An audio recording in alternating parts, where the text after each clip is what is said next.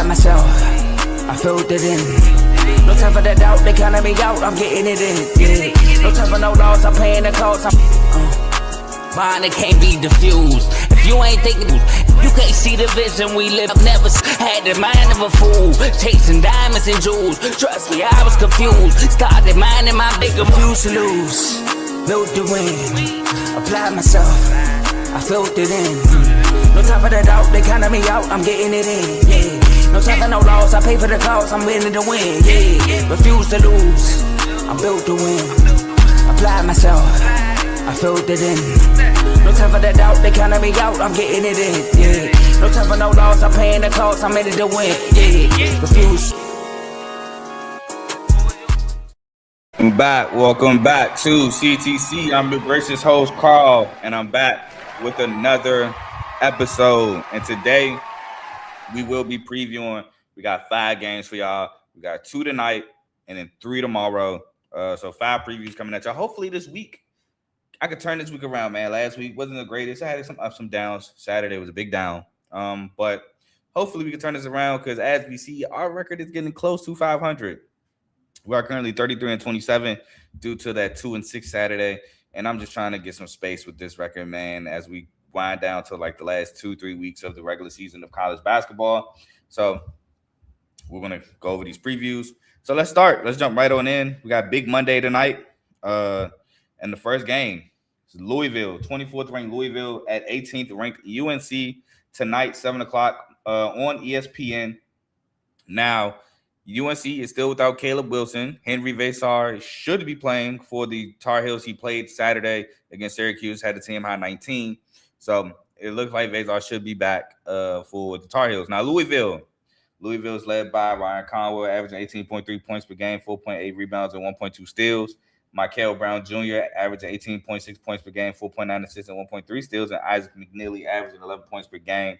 While the X factor to me is going to be Sonata Frew. I think it's going to be Frew because he has to deal with that monster down low in Henry Vesar. He's going to have to try to stop the front court of Vesar and Jaren Stevenson, who Stevenson, again, used to start and play for Alabama. So I think Frew is going to be an X factor for Louisville. North Carolina, they're going to be led by Henry Vesar. Again, Caleb Wilson is out due to the hand injury. Henry Vesar is averaging 16.5 points per game, 8.8 rebounds, and 1.3 blocks per game. Seth Trimble is averaging 13.3 points per game, 3.8 rebounds, and 1.2 steals. And Luka Bogovic, who started last game against Syracuse, is averaging 9.5 points per game. And speaking of Jaren Stevenson, he is my X factor for the Tar Heels. In the last 3 games, he is averaging 13 points per game. And he's going to have to try to replace the scoring production of Caleb Wilson. Not to the umpteenth degree of Caleb Wilson, because Caleb Wilson was averaging like 19, 20 points a game, something around there. But this is solid. 13 points per game in the last 3 is very solid for Jaren Stevenson. So I think he's going to be the X factor for North Carolina. But my winner is going to be North Carolina, in spite of not having Caleb Wilson. Why? Louisville. They are 2-3, or I think they're 2-5, I believe, against ranked opponents. Louisville struggles on the road. They're going against a ranked opponent in North Carolina on the road in Chapel Hill, where North Carolina does exceptionally well, i.e. a win against Duke. Granted, they did have Caleb Wilson in that game. So it's just 2 big things that Louisville struggle with happening in this game. Ranked opponents on the road.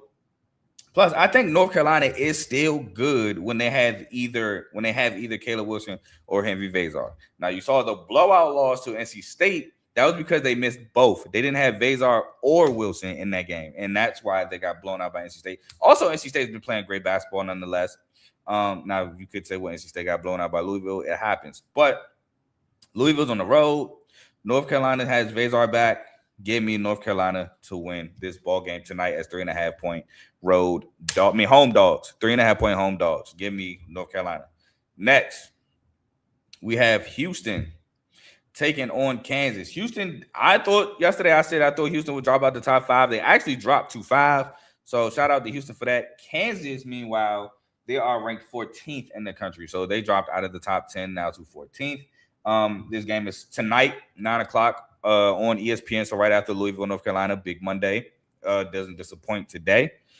So we have Houston led by Kingston Flemings. Kingston Flemings, man, is a dog. He's averaging around like 20 plus points per game against ranked opponents.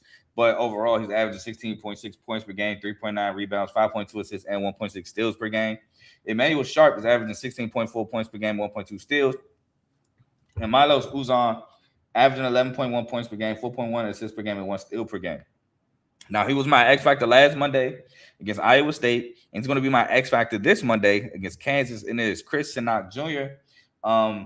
He's going to have his hands full down low with JoJo Tugler, dealing with Floyd Badunga and Bryson Tiller. But his rebounding is going to be big in this one. As you saw in the first half against Iowa State, wasn't really rebounding as much. I believe they were down at the half. Yeah, I believe they were down 3. Second half, went up as much as 10. He was grabbing offensive rebounds like a mug. They were rebounding a lot better in that second half.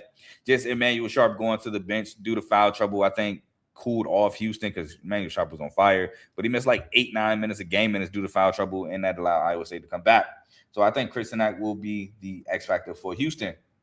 Now, Kansas, they're led by Darren Peterson, who is going through a lot of media storm right now. I'm not going to talk about that. But Darren Peterson is averaging 19.8 points per game, 3.8 rebounds, and 1.2 steals. Floyd Badunga averaging 14.6 points per game, 9.3 rebounds, and 2.8 blocks. And Melvin Council Jr. averaging 13.6 points per game, 4.8 rebounds, 5.1 assists, and 1 steal per game. The X factor to me is going to be Bryson Tiller. He's going to have to put pressure on the Houston bigs as well as Badunga, maybe try to get him in some foul trouble. Just got to put a lot of pressure on him because while I do like Houston bigs and Tugler and Sinak, Sacco is cool, but Sacco has some deficiencies offensively. And when I say some, I mean a lot. Can't shoot free throws, was missing layups. Sacco is a nice defensive presence, but offensively, to me, he is a liability for Houston. So if you can get Tugler and Sinak in foul trouble and force them to play Sacco extra minutes, I think that may bode well for you if you're Kansas. Now, my winner, right?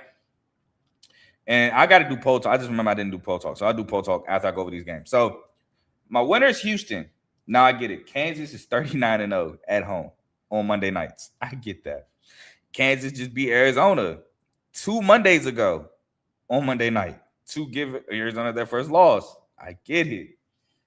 But I just don't see Houston losing 3 straight. That is literally the reason why I'm going with Houston. I just can't see them losing 3 straight. This team is too good to lose 3 straight. So I'm going with Houston, banking on the fact that I just cannot see them losing 3 straight. That is literally why I'm going with Houston. They're a really good offensive team. They're a really good defensive team. They are really good on the road or at home. And I just feel like last week just wasn't their week. 2 great opponents, one at home, one on the road. And I just feel like they bounced back against Kansas. I just can't see Coach Sampson losing 3 games straight. I'm sorry. So if you want to fade me because of the 39-0 on Mondays at Kansas, I'm completely with you. I just don't see Houston losing 3 straight. So give me Houston tonight in this matchup. Next, we got NC State at I wrote it down. Where is it at 11th ranked Virginia. Virginia comes into this one as 4.5 point home favorites. This game is 7 o'clock on ACC Network tomorrow. So again, tomorrow 7 o'clock on the ACC Network. Now NC State, they coming off the blowout win against North Carolina. Virginia, they're coming off the home win against Miami, which was a barn burner. NC State, I don't think they played a game in like 6 days. Well, it'll be a week, I think, since they played when they play tomorrow. And like I said, Virginia's coming off that barn burner Saturday. But for NC State, they are led by Darion Williams, averaging 14.2 points per game, 5 rebounds, 1 steal. Quadar Copeland, averaging 14 points per game, 3.6 rebounds, 6.8 assists, and 1.9 steals. And Van Allen Lubin, averaging 13.6 points per game and 7 rebounds per game. Now, Virginia, their X factor to me is going to be Matt Abel. Matt Abel in his last 2 games has averaged 19 points per game, and you're going against a Virginia team who could score. I.e., they had 89 against Miami, and I want to say they had 80 or 90. I can't remember. I know they beat Ohio State by 4. I just can't remember if it was 80-76 or 90-86, but they put up points. So you're going to need those points from Matt Abel against Virginia. Speaking of Virginia, they're led by Theus DeRitter, averaging 15.9 points per game and 6.4 rebounds. Malik Thomas averaging 12.3 points per game, 4 rebounds per game, and Sam Lewis averaging 10.7 points per game and 3.6 rebounds per game. Now, my X factor for Virginia is going to be Jakari White. Why? Because they're going against NC State, who's one of the best three-point shooting teams in the conference, and they're going to need his three-point shooting to counteract said three-point shooting of NC State. He's shooting the three ball at 45.3%, and he's averaging 8.6 points per game. So Jakari White is going to have to hit some threes, just like Virginia was hitting threes against Miami to counteract that three-point attack to NC State. But, and also side note, Devin Tillis is questionable, I believe, to return. He did not play Saturday against Miami. I think he's questionable to return against NC State Tuesday. So keep an eye on that. But I'm going with, I didn't even write down the winner. Oh, Lord. I'm going with UVA, though. UVA has lost only one game. They've only lost one game at home. And that was to a really good UNC team that was fully healthy. And if we're being completely honest, North Carolina made a great push. And I want to say that was in large part to Derek Dixon. Of that comeback. They made a big push late to take the lead and overwhelm them to win the game. Virginia is really, really, really good at home. NC State is kind of iffy on the road. So give me Virginia to win this matchup in Charlottesville, and we'll move on to an SEC matchup. We have the 22nd ranked Tennessee Volunteers coming off a great win on the road against Vanderbilt, taking on Mizzou, who's coming off of a 8-point loss to Arkansas on the road. Little home cooking for Mizzou. This game is 9 o'clock tomorrow on the SEC Network. Mizzou comes into this one as 4.5-point home dogs. Tennessee, they're led by Jacoby Gillespie, averaging 18.1 points per game, 5.3 assists, 1.9 steals. Nate Ament, averaging 18 points per game, 6.5 rebounds, and 1 steal. Felix Okpara, averaging 6.9 points per game and 5.8 rebounds and 1.4 blocks.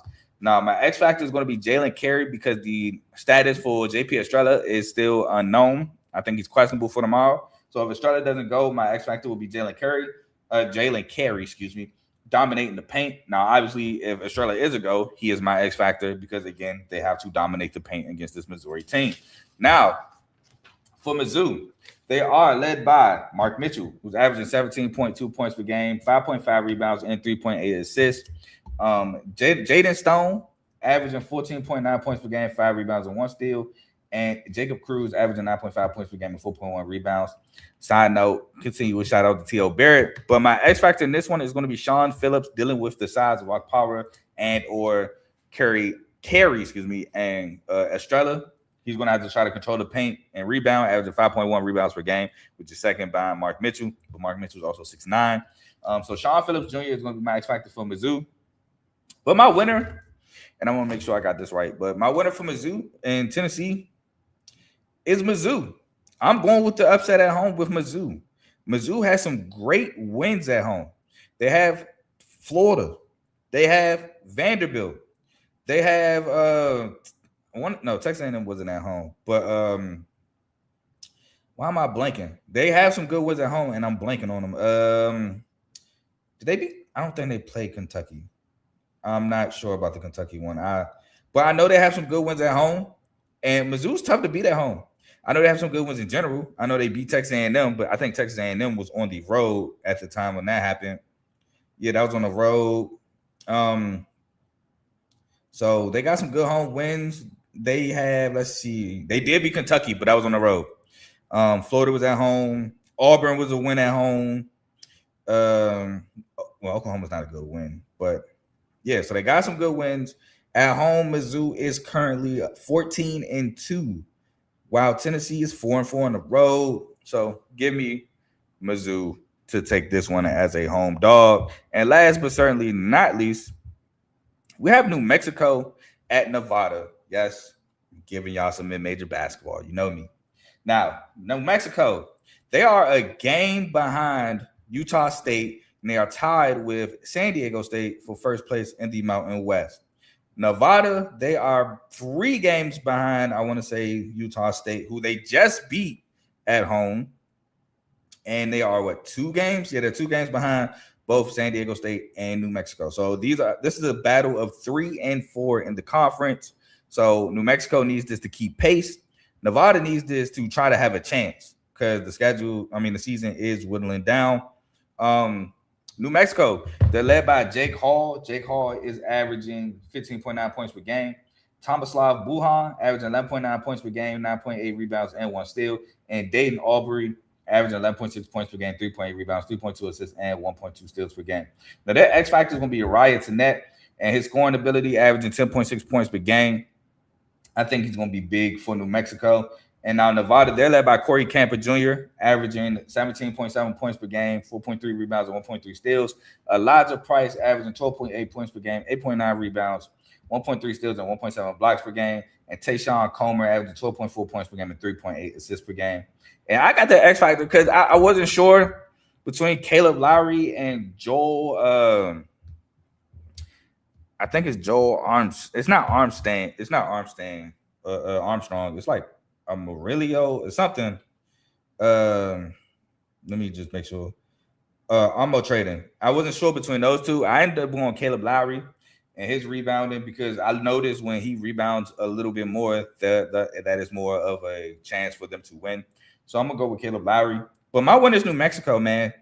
New Mexico has won 3 straight since losing at home to Boise State by 1 point. Since I said they've been getting put on the pit at the pit, they've won 3 straight. One of those wins include Grand Canyon on the road. The other 2 are Air Force and Fresno State. So do with those as you will. But they won in 3 straight. They need this one to keep pace with both San Diego State and Utah State. They end the year playing Utah State. And they also play San Diego State this Saturday. So bunch of big games coming up from New Mexico. They cannot afford to drop this one against Nevada. And New Mexico is also 7-3 on the road. So I thought that was a real good stat there.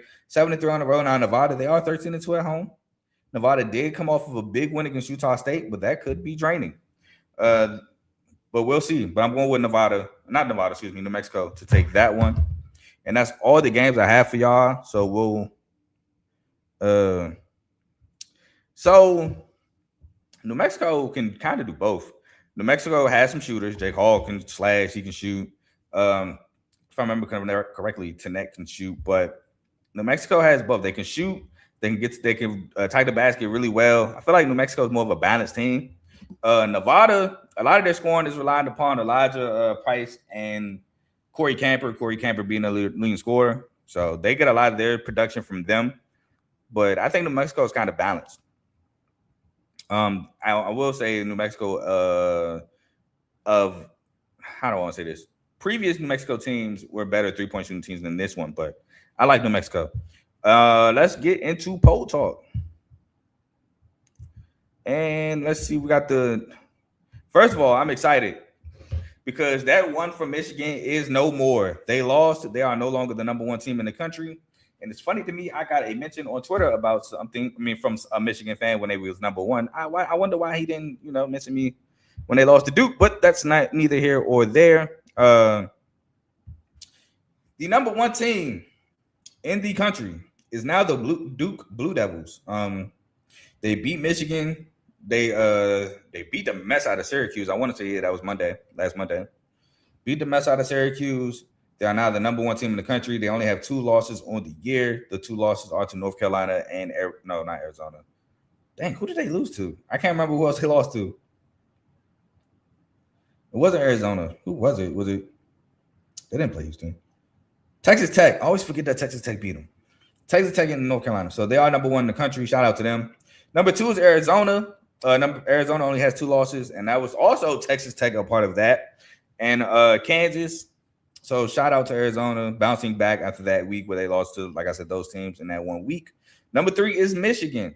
They dropped from 1-3 after the loss to Duke. Their 2 losses are Duke and Wisconsin. Well, shout out to Wisconsin. Currently unranked, but shout out to them. Number 4, Iowa State. Now, I thought the loss to BYU might actually drop Iowa State because they were currently at 6. Well, they were not currently at 6. They were previously at 6 up into the new rankings. But I guess the one of Houston against Houston held more weight. So they went up from 6 to 4. Number 5 is Houston. They dropped from 2 to 5, losing 2 games straight. They now have 4 losses on the year. UConn, because of the loss to Creighton, drops from 5 to 6. Florida moves all the way up to 7 as they continue to dominate the SEC. I can't put Florida over UConn. I can't. 8 is Purdue. Now, I don't think Purdue lost the game this week. No, they beat the mess out of Indiana. Oh, no, they did. No. Yeah, they did Tuesday. Purdue and Michigan.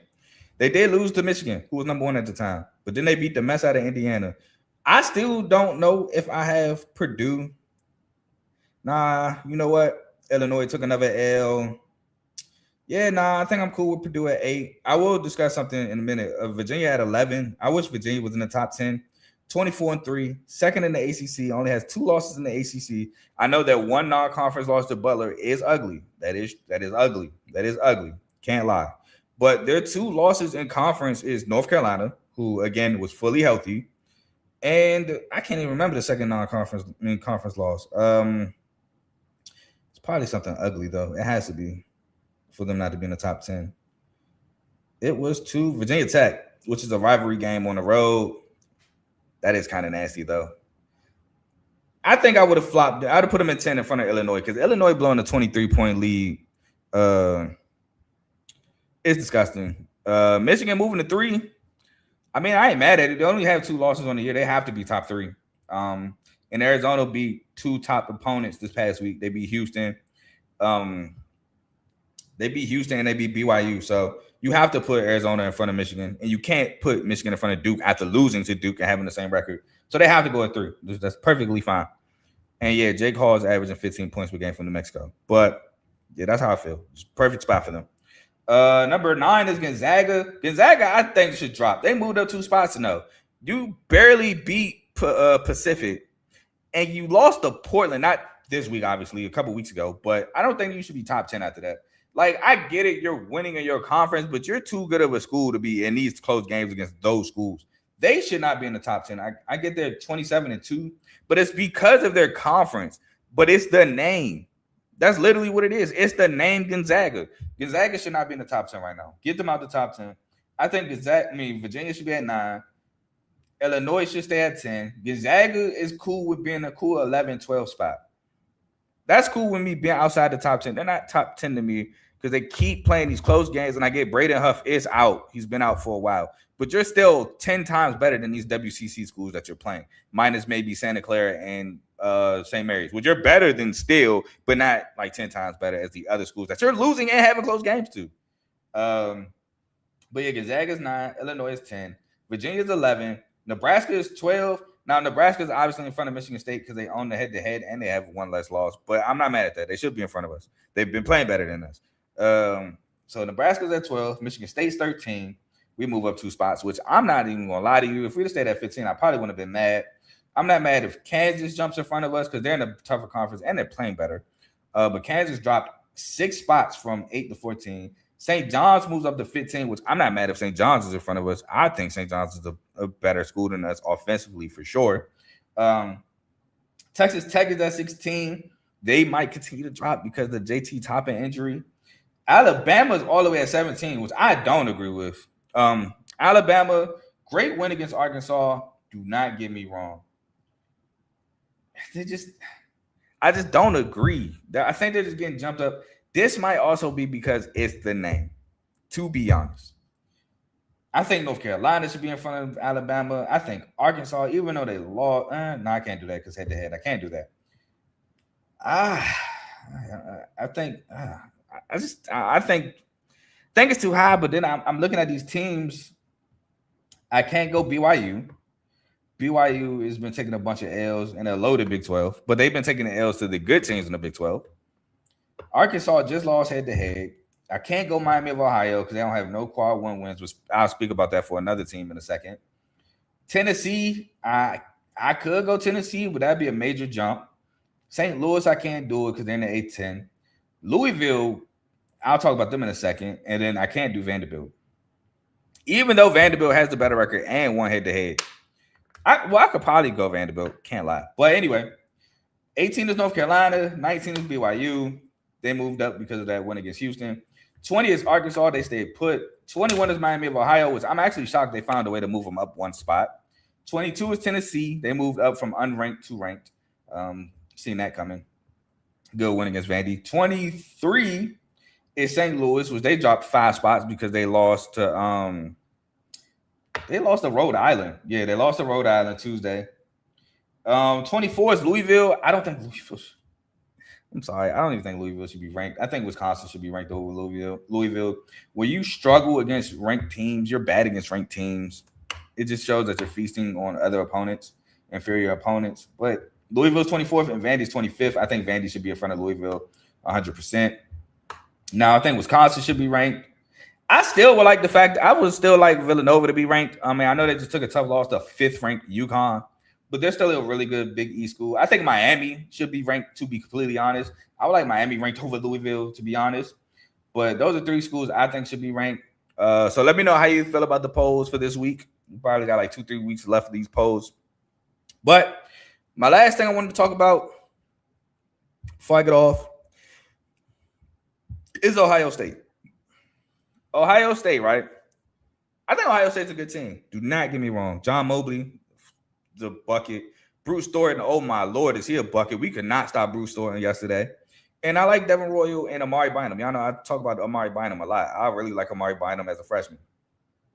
But they penalized Miami of Ohio, right?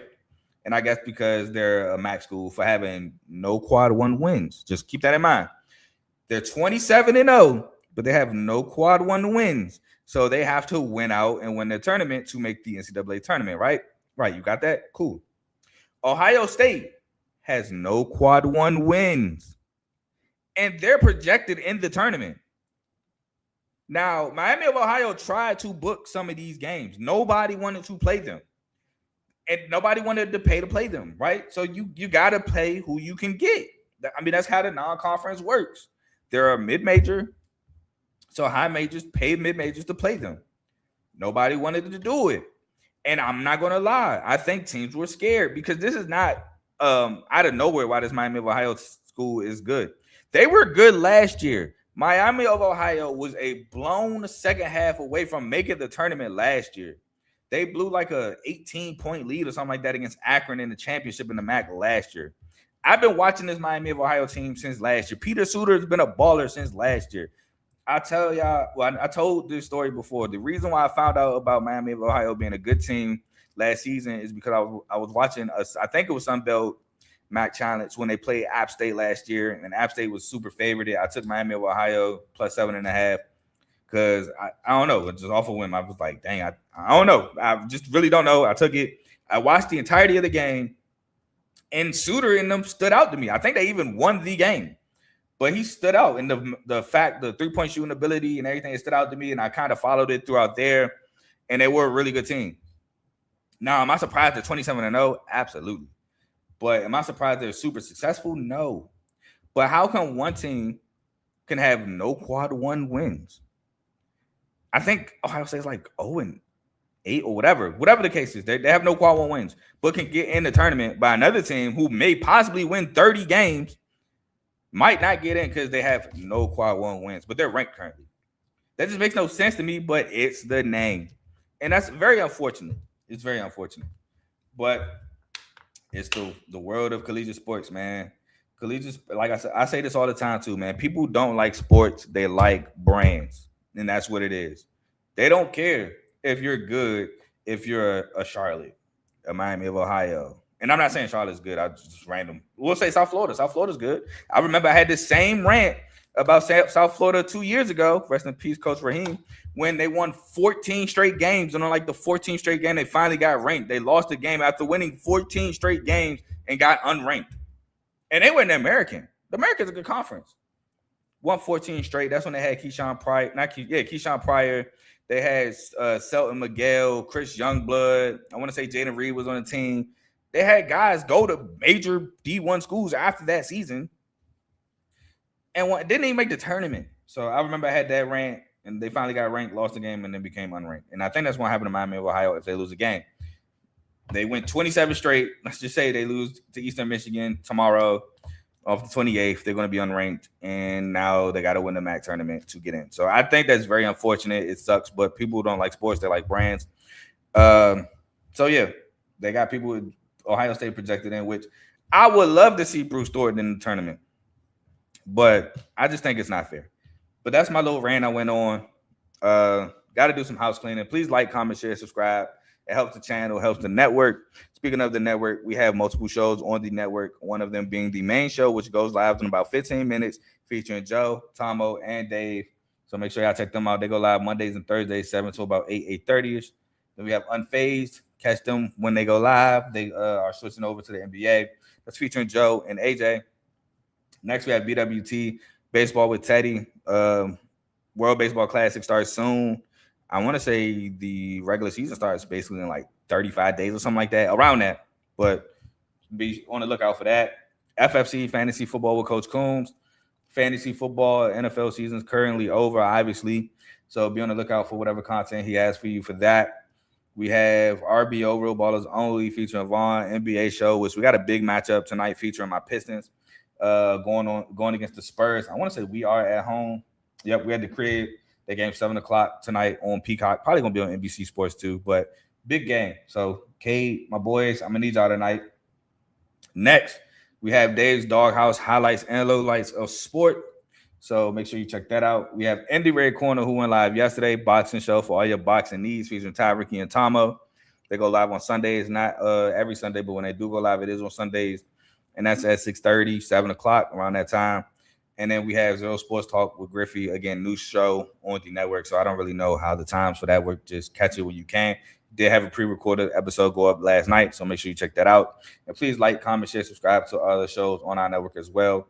It helps the channels. It helps the network. And that's all I got for y'all tonight. We will be back Wednesday, because I know we got a couple games to talk about. We got some games to preview Wednesday. I know Michigan State plays Purdue on Thursday, so I will be previewing that on Wednesday. I want to say Arizona plays somebody on Wednesday. Somebody big. Let's see. I thought I seen Arizona play somebody big on Wednesday. Maybe I'm wrong. I might have been wrong. Maybe I won't be back Wednesday. So I just looked at Wednesday games and none of them jumped out to me. Oh, Gonzaga has an opportunity to get back against Portland at home. I'm not talking about it. They better beat Portland. No, I was wrong. Oh, St. John played UConn Wednesday. That's what it was. St. John plays UConn Wednesday. So I'm back. I'm back Wednesday. UConn, St. John, Michigan State, Purdue. Was it somebody? They play somebody Thursday? Let's see. No, but I'm gonna be back anyway, because those two, even if it's just those two games, I'll talk about those two games for sure. But y'all make sure to check out the main show. They're up next. I'm gone. Peace.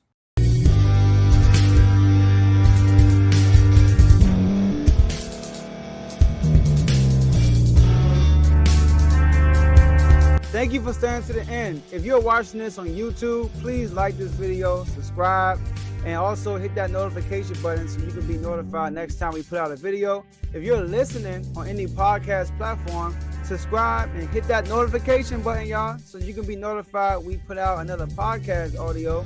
And last but not least, hit that share button. No matter what you're listening to or watching it, hit that share button and send it to somebody that you know that would love to watch this episode you just listened to. So once again, thank you for staying to the end, and we'll see y'all in the next episode.